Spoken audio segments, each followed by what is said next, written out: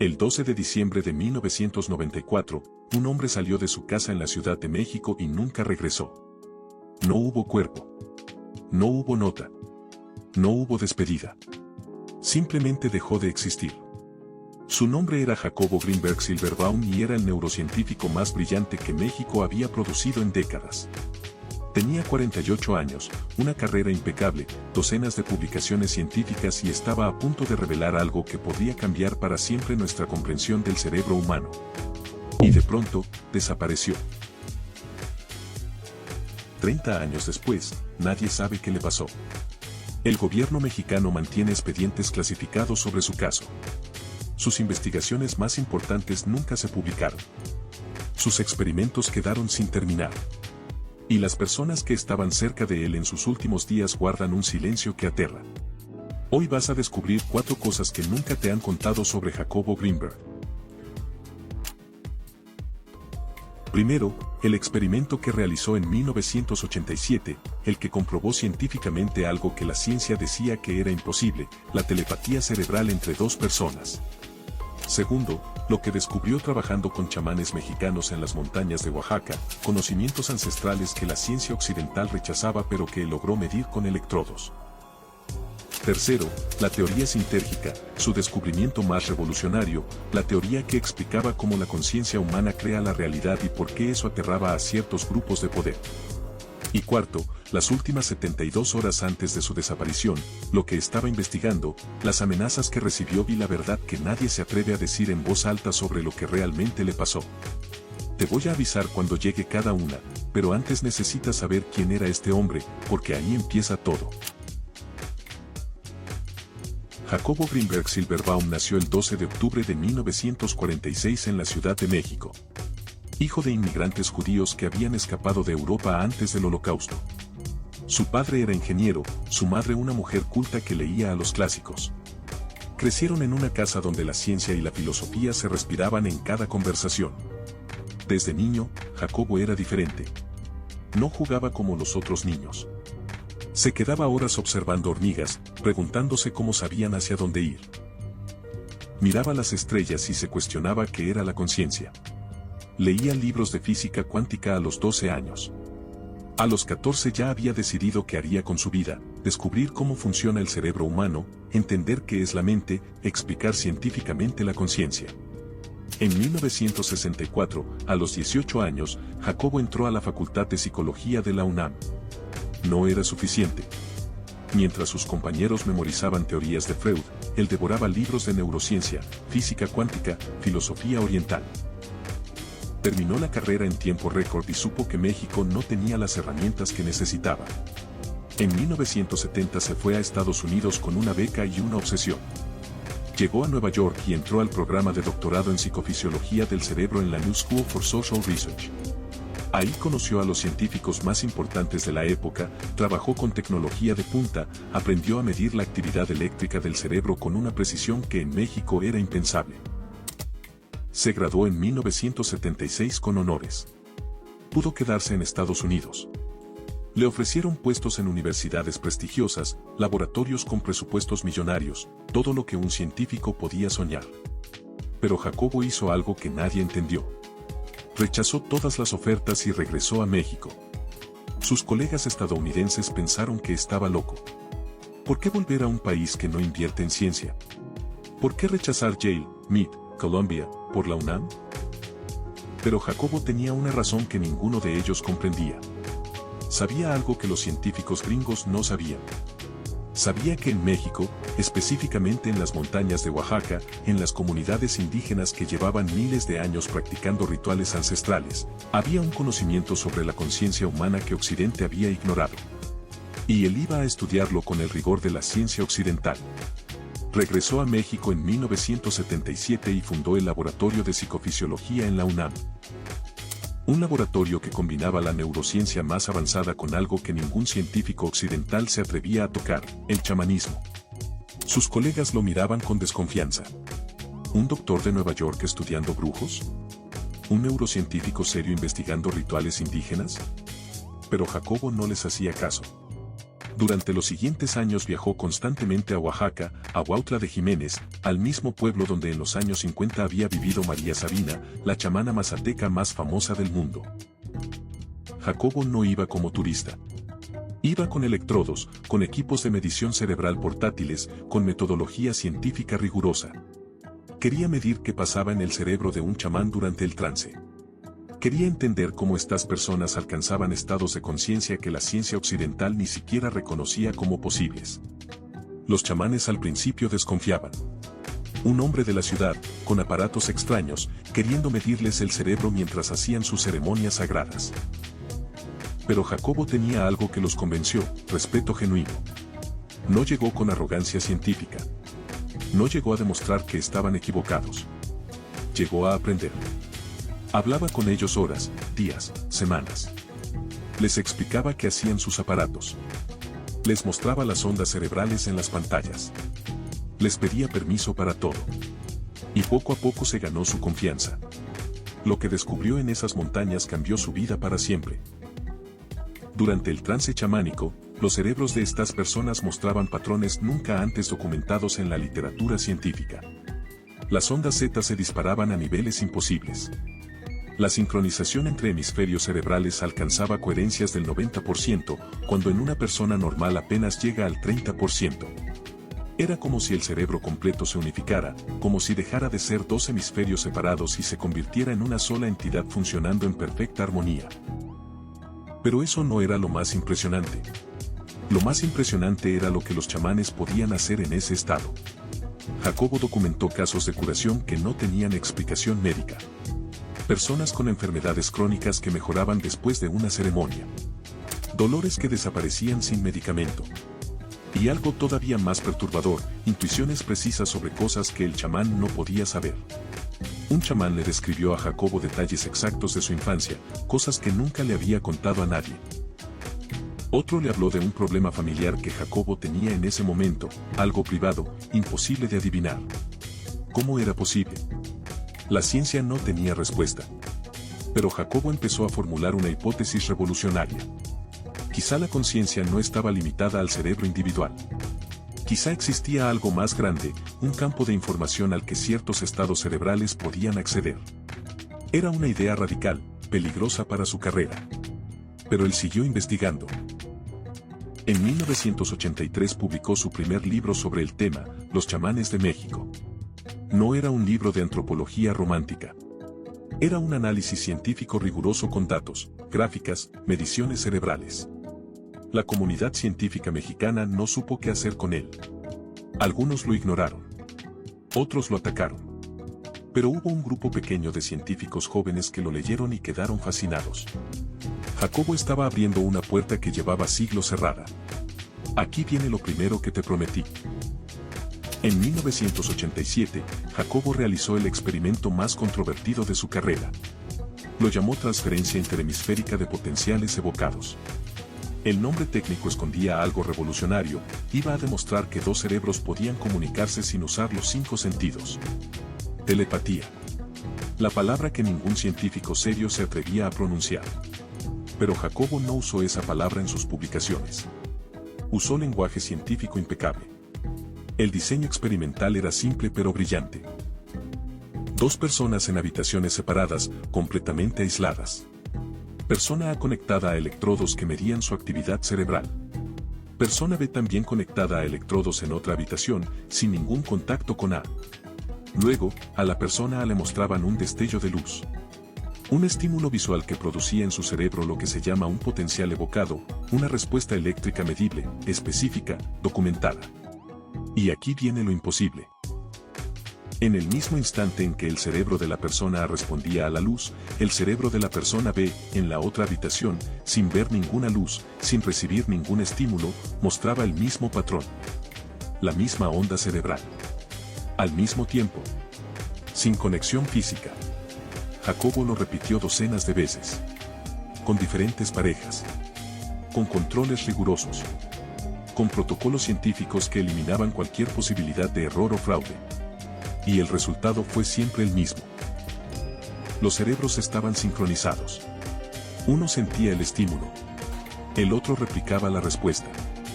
sin tocarse, sin verse, sin comunicación conocida. Publicó los resultados en revistas científicas especializadas. Los datos eran irrefutables. Las gráficas mostraban la sincronización con claridad absoluta. Pero la reacción del mundo científico fue brutal. Lo acusaron de fraude. Dijeron que sus mediciones estaban mal calibradas, que había contaminación electromagnética, que era imposible, que violaba las leyes de la física. Jacobo respondió con más experimentos. Mejoró los protocolos. Eliminó todas las variables. Publicó réplicas del estudio. Los resultados no cambiaron. La sincronización cerebral era real. Pero nadie quería aceptarlo porque aceptarlo significaba reconocer que todo lo que sabíamos sobre la conciencia estaba incompleto. Significaba admitir que quizá los chamanes tenían razón. Que quizá la mente humana puede hacer cosas que la ciencia todavía no comprende. Y Jacobo no se detuvo. Aquí viene lo segundo que te prometí. Durante años, Jacobo continuó trabajando con chamanes en Oaxaca y lo que descubrió fue mucho más profundo de lo que cualquiera imaginaba. Conoció a Pachita, una chamana legendaria que vivía en la Ciudad de México pero que practicaba rituales que venían de tradiciones prehispánicas. Pachita no sabía leer ni escribir, pero Jacobo documentó que en estado de trance realizaba procedimientos que parecían cirugías. Con un cuchillo oxidado, sin anestesia, sin condiciones de esterilidad. Y la gente sanaba. Jacobo lo vio con sus propios ojos. Llevó equipos de medición. Registró las ondas cerebrales de Pachita durante las ceremonias. Lo que encontró lo dejó sin palabras. Durante el trance, el cerebro de Pachita entraba en un estado que él llamó hiperconciencia. Ondas cerebrales que nunca había visto en ningún laboratorio del mundo. Una coherencia neuronal tan alta que era estadísticamente imposible. Y mientras estaba en ese estado, sus manos se movían con una precisión quirúrgica, como si supiera exactamente dónde tocar, dónde cortar, dónde presionar. Jacobo empezó a formular preguntas que lo alejaban cada vez más de la ciencia convencional. ¿Y si la conciencia no es un producto del cerebro? ¿Y si el cerebro es solo un receptor, como una radio que sintoniza una señal que viene de otra parte? ¿Y si existe un campo de información, una matriz energética que conecta todas las mentes? Los chamanes le decían que sí, que eso era exactamente lo que ellos experimentaban. Que en el trance accedían a un conocimiento que no venía de sus cerebros individuales. Que se conectaban con algo más grande. Y Jacobo, el científico riguroso, el doctor de Nueva York, empezaba a creerles. Pero no por fe. Por evidencia. Porque sus instrumentos mostraban cosas que la ciencia no podía explicar. Documentó más de 50 casos de curaciones inexplicables. Personas con tumores que desaparecían después de ceremonias. Paralíticos que volvían a caminar. Ciegos que recuperaban la vista parcialmente. Todo documentado. Todo con antes y después.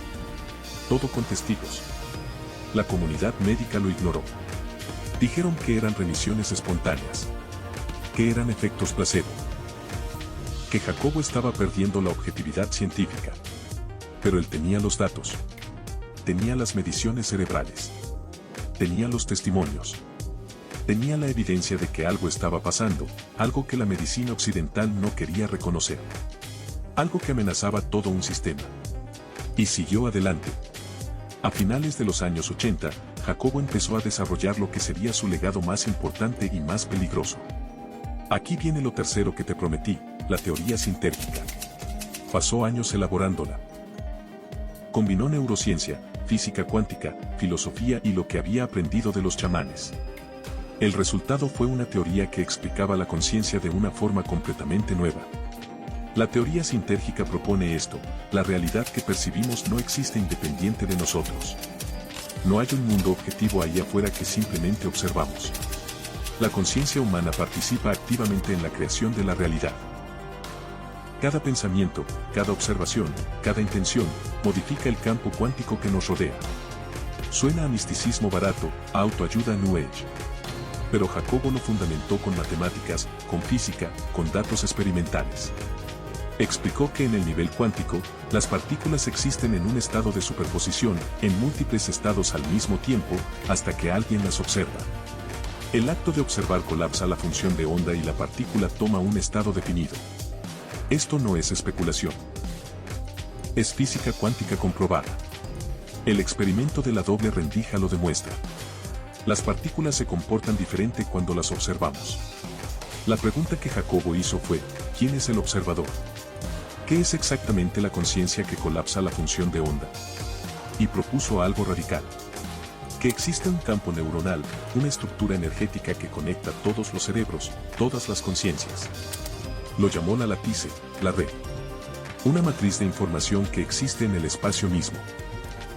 Cuando tu cerebro alcanza ciertos estados de coherencia, cuando las neuronas se sincronizan de forma específica, puedes acceder a esa red. Puedes recibir información que no viene de tus sentidos. Puedes influir en la realidad de formas que parecen imposibles. Esto explicaba todo. Explicaba los experimentos de sincronización cerebral. Explicaba cómo los chamanes sabían cosas que no podían saber. Explicaba las curaciones inexplicables. Explicaba la telepatía. Todo encajaba en un marco teórico coherente, matemáticamente sólido, experimentalmente verificado. Jacobo escribió varios libros sobre la teoría sintérgica. La creación de las experiencias, los fundamentos de la teoría sintérgica, el cerebro consciente. Publicaciones académicas rigurosas, con ecuaciones, con diagramas, con referencias a cientos de estudios científicos. Algunos científicos lo leyeron y quedaron fascinados. Otros lo atacaron con ferocidad. Pero hubo un grupo que reaccionó diferente. Un grupo que no atacó públicamente. Que se mantuvo en silencio. Que simplemente observaba y tomaba notas. En 1992, Jacobo empezó a recibir llamadas extrañas. Llamadas a medianoche sin nadie al otro lado. Llamadas donde solo se escuchaba respiración y luego colgaban. Su esposa Teresa lo notó primero. Le dijo que sentía que lo seguían cuando salían de la casa. Carros que aparecían detrás de ellos demasiadas veces para hacer coincidencia. Jacobo le dijo que no se preocupara. Que probablemente era paranoia. Pero él también lo había notado. En su laboratorio de la UNAM empezaron a pasar cosas raras. Archivos que desaparecían. Experimentos que se interrumpían sin explicación. Equipos que dejaban de funcionar justo antes de mediciones importantes. Uno de sus asistentes renunció de la nada. No dio explicaciones. Solo dijo que no podía seguir trabajando ahí. Años después, en una entrevista anónima, ese asistente dijo que había recibido amenazas. Que le habían advertido que dejara de trabajar con Greenberg. Que si no lo hacía, algo malo le pasaría a su familia. En 1993, Jacobo estaba trabajando en su proyecto más ambicioso. Quería demostrar que la teoría sintérgica no solo explicaba la conciencia, sino que podía predecir fenómenos que la física convencional no podía explicar.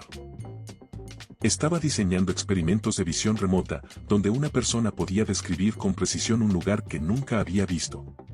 Experimentos de precognición, donde sujetos reportaban sueños que se cumplían días después con detalles exactos. Experimentos de psicoquinesis, donde la intención mental podía afectar generadores de números aleatorios. Todo documentado.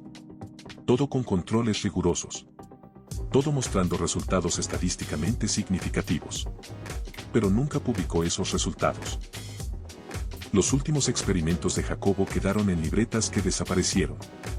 En noviembre de 1994, Jacobo le dijo a Teresa que estaba a punto de publicar algo importante. Algo que cambiaría todo. No le dio detalles. Solo le dijo que lo que había descubierto era más grande de lo que imaginaba. Que finalmente tenía la prueba definitiva de algo que llevaba años buscando. Teresa le preguntó, ¿prueba de qué? Y Jacobo respondió algo que ella nunca olvidó.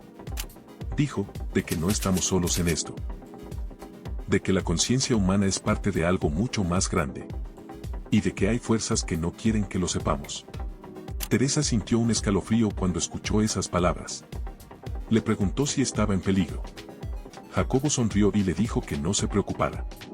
Pero Teresa vio miedo en sus ojos. 3 semanas después, desapareció.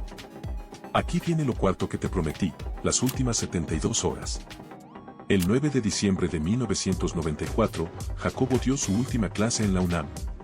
Sus alumnos recuerdan que estaba nervioso. Más serio que de costumbre. Uno de ellos le preguntó si estaba bien y Jacobo respondió, estoy cansado. Necesito descansar.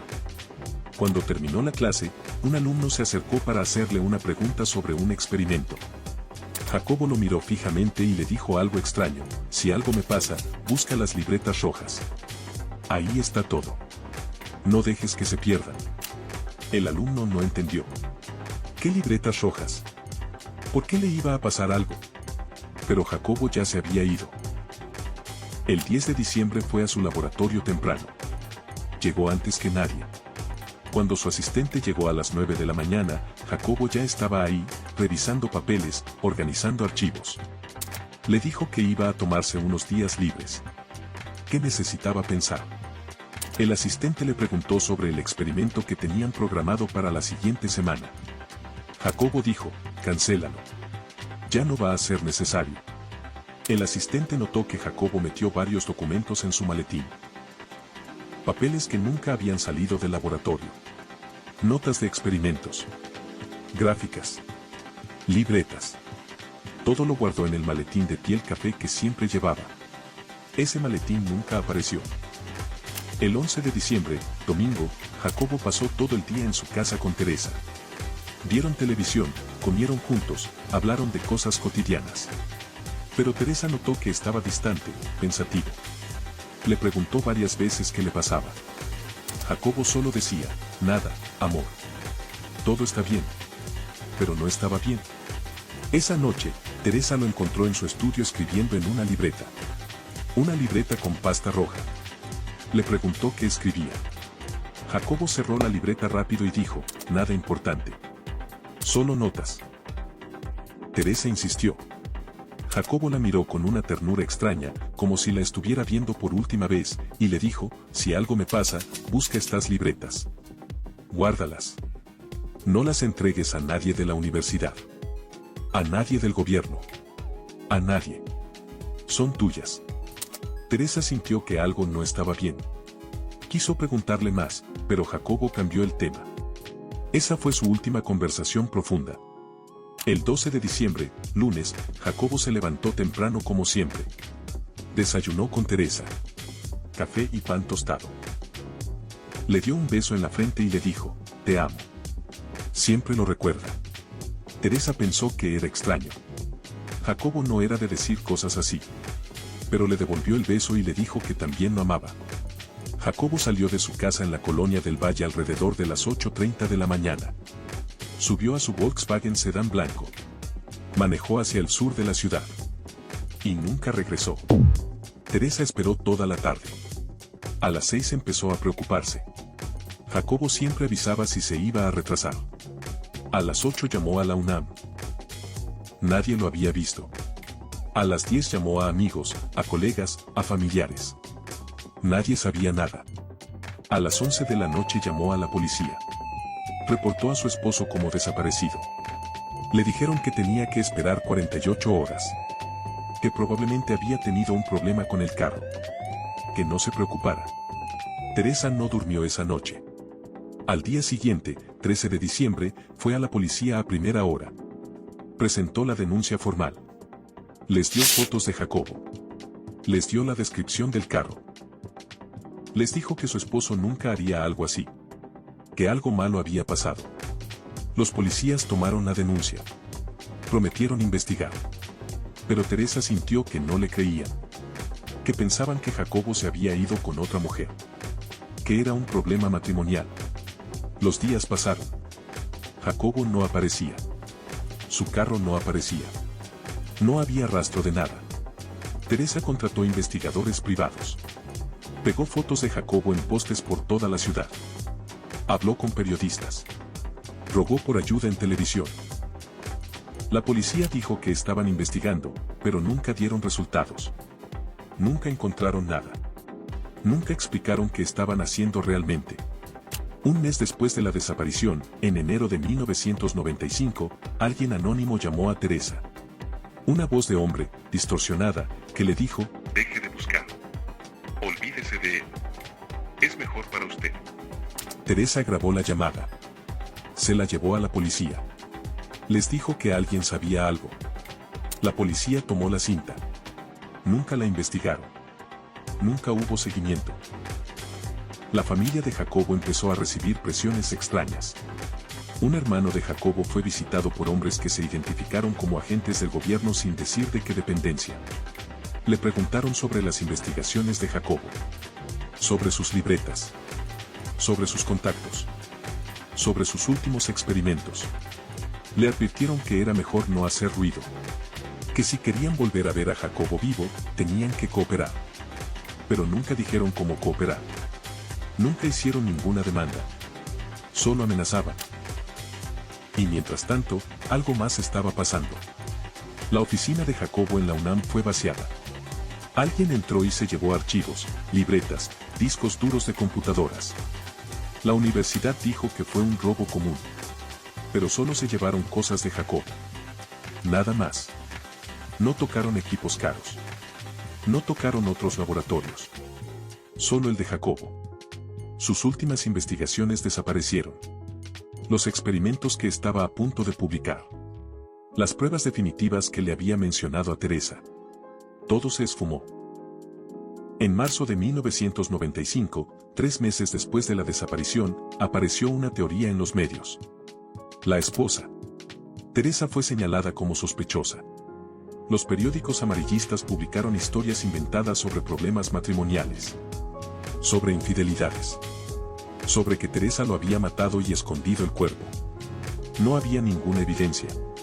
Cero. Pero los medios la crucificaron. La policía la interrogó múltiples veces. Le hicieron pruebas de polígrafo. Revisaron su casa de arriba a abajo. No encontraron nada porque no había nada que encontrar. Teresa era inocente y todo el mundo lo sabía. Pero la narrativa estaba sembrada. Y mientras los medios se enfocaban en Teresa, la verdadera investigación se detenía. Nadie buscaba a Jacobo realmente. Nadie investigaba las amenazas. Nadie seguía las pistas reales. Era como si alguien quisiera que el caso se enfriara. Que se olvidara. Que desapareciera igual que Jacobo. Teresa luchó durante años. Nunca se rindió. Nunca aceptó que Jacobo simplemente se había ido. Sabía que algo le habían hecho. Sabía que alguien lo había silenciado. En 2004, 10 años después de la desaparición, Teresa murió. Cáncer. Murió sin saber qué le pasó a su esposo. Sin respuestas. Sin justicia. Sin paz. Y con su muerte, el caso de Jacobo Greenberg se cerró oficialmente. La familia dejó de presionar. Los medios dejaron de hablar del tema. La UNAM archivó sus investigaciones en sótanos donde nadie las volvió a ver. Y el neurocientífico más brillante de México se convirtió en una nota al pie. En un misterio sin resolver. En una historia que se cuenta a medias en internet. Pero hay personas que nunca dejaron de investigar. Periodistas independientes. Documentalistas. Exalumnos de Jacobo que ahora son científicos y que quieren limpiar su nombre. Y lo que han descubierto en los últimos años es profundamente perturbador. Primero, hay expedientes clasificados sobre Jacobo en archivos del gobierno mexicano. En 2018, un periodista intentó acceder a esos archivos usando la ley de transparencia. Le negaron el acceso. La razón oficial, seguridad nacional. ¿Por qué un neurocientífico desaparecido es tema de seguridad nacional? ¿Qué hay en esos expedientes que no pueden revelar 30 años después? Segundo, varios de los colegas de Jacobo que trabajaban en proyectos similares también tuvieron accidentes o desaparecieron en los años siguientes. Un investigador argentino que estudiaba telepatía murió en un extraño accidente de carro en 1997. Un físico brasileño que trabajaba en teorías de campos de conciencia se suicidó en 1999, aunque su familia insiste que no tenía depresión. Un neurocientífico español que replicaba los experimentos de Jacobo recibió amenazas y abandonó su investigación en el año 2000. Demasiadas coincidencias para ser casualidad. Y tercero, lo más perturbador de todo. Hay testimonios de personas que aseguran que vieron a Jacobo después del 12 de diciembre de 1994. Un taxista dijo que lo recogió en el aeropuerto de la Ciudad de México en enero de 1995. Que iba nervioso, asustado. Que le pidió ir a una dirección en Polanco y luego cambió de opinión a mitad del camino. Que bajó la ventana constantemente mirando hacia atrás. Que pagó y se bajó corriendo sin esperar cambio. Una mesera en Cuernavaca dijo que lo atendió en marzo de 1995. Que estaba con dos hombres que no parecían amigos. Que Jacobo tenía moretones en el rostro. Que pidió un café pero no lo tocó. Que la miró con ojos suplicantes, como pidiendo ayuda, pero no dijo nada. Un empleado de un hotel en Guadalajara reportó que un hombre idéntico a Jacobo se registró bajo nombre falso en abril de 1995. Que estaba demacrado, flaco, enfermo. Que se quedó 2 noches y desapareció sin pagar. Ninguno de estos testimonios pudo ser verificado completamente. Pero tampoco fueron desmentidos. Las descripciones coincidían. Las fechas tenían sentido. Los lugares formaban un patrón, como si alguien lo estuviera moviendo de ciudad en ciudad. ¿Y si Jacobo no murió el 12 de diciembre? ¿Y si lo secuestraron? ¿Y si estuvo vivo durante semanas, quizá meses después? ¿Quién lo tuvo? ¿Qué querían de él? ¿Qué le hicieron durante ese tiempo? Estas preguntas llevan 3 décadas sin respuesta. Pero nos obligan a enfrentar las teorías sobre qué realmente pasó con Jacobo Greenberg. Durante años han circulado 3 teorías principales. Cada una con sus defensores. Cada una con evidencia que apunta en direcciones diferentes. La primera teoría, la que manejaron algunos medios, dice que Jacobo planeó su desaparición. Que se fue voluntariamente. Que quiso empezar una nueva vida en otro país. Que está vivo en algún lugar de Sudamérica o Europa, viviendo con otra identidad. Esta teoría tiene un problema enorme. Jacobo era un hombre profundamente ético. Dedicado a su trabajo. Enamorado de Teresa. Comprometido con sus alumnos. No hay absolutamente nada en su personalidad o historia que sugiera que abandonaría todo así. Además, nunca sacó dinero de sus cuentas bancarias. Nunca usó su pasaporte después del 12 de diciembre. Nunca dio señales de vida a nadie, ni siquiera a su familia más cercana. Si planeaba desaparecer, lo hizo de la forma más incompetente posible. Esta teoría no tiene sentido y la mayoría de los investigadores serios la descartan por completo. La segunda teoría dice que fue asesinado por Teresa, su esposa. Esta teoría fue la favorita de los medios amarillistas en 1995. Los titulares vendían. El morbo funcionaba. Pero no tiene ningún sustento real. No hay cuerpo. No hay evidencia física. No hay motivo convincente. Teresa y Jacobo tenían un matrimonio estable según todos los testimonios. No había problemas económicos graves. No había infidelidades comprobadas. Teresa pasó todas las pruebas de polígrafo que le aplicaron. Esta teoría solo sirvió para distraer y desviar la atención de lo que realmente pasó. La tercera teoría, la que más evidencia circunstancial tiene, dice que fue secuestrado y asesinado por fuerzas que no querían que publicara sus descubrimientos. Las amenazas que recibió meses antes. Las llamadas extrañas. Los seguimientos. El robo selectivo de su oficina. Los expedientes clasificados. Los testimonios de haberlo visto después, con apariencia de secuestrado. Todo apunta a que alguien no quería que Jacobo revelara lo que había descubierto. ¿Quién? Hay 3 posibilidades principales. 1. Agencias de inteligencia. La CIA, el Mossad o agencias mexicanas tienen historial documentado de interés en investigaciones sobre control mental y conciencia. En los años 50 y 60, la CIA financió proyectos secretos como MKUltra, experimentos sobre control mental usando drogas, hipnosis y tortura psicológica. Si Jacobo había descubierto formas científicas de acceder o manipular la conciencia humana, eso tendría aplicaciones militares enormes. Control mental. Guerra psicológica. Interrogatorios sin tortura visible. Y también tendría implicaciones peligrosas para el control social. Si la gente descubre que puede acceder a información sin límites físicos, que puede influir en la realidad, el sistema de control se derrumba. 2. Corporaciones farmacéuticas. Si Jacobo estaba demostrando que los chamanes podían curar enfermedades sin medicamentos, solo con estados alterados de conciencia, eso amenazaba un negocio de billones de dólares. La industria farmacéutica no quiere que la gente sepa que puede sanarse sin pastillas. Jacobo estaba documentando exactamente eso. Y tenía las pruebas. 3. Grupos que guardan conocimientos ancestrales como secretos de poder. Organizaciones esotéricas que no quieren que esa información se democratice. Jacobo estaba revelando secretos milenarios con lenguaje científico. Estaba haciendo accesible lo que antes solo sabían los iniciados. Nunca sabremos con certeza qué le pasó a Jacobo Greenberg. 30 años después, el misterio sigue sin resolverse. No hay cuerpo. No hay confesiones. No hay justicia. Pero hay un legado. Jacobo escribió más de 50 libros. Publicó docenas de artículos. Formó generaciones de investigadores. Abrió puertas que la ciencia tenía cerradas. Y aunque intentaron borrar su trabajo, aunque desaparecieron sus últimas investigaciones, sus ideas siguen vivas. Hay científicos en todo el mundo que continúan su trabajo, que estudian la conciencia desde perspectivas que Jacobo abrió. La teoría sintérgica sigue siendo estudiada. Los experimentos de sincronización cerebral se replican. Hoy, en algún archivo clasificado, están las respuestas. Algún día se abrirán. Pero hasta entonces, Jacobo sigue desaparecido. Y su pregunta sigue resonando: ¿qué es la conciencia? ¿Somos parte de algo más grande? Jacobo murió buscando la respuesta. Y quizá, por eso mismo, lo mataron.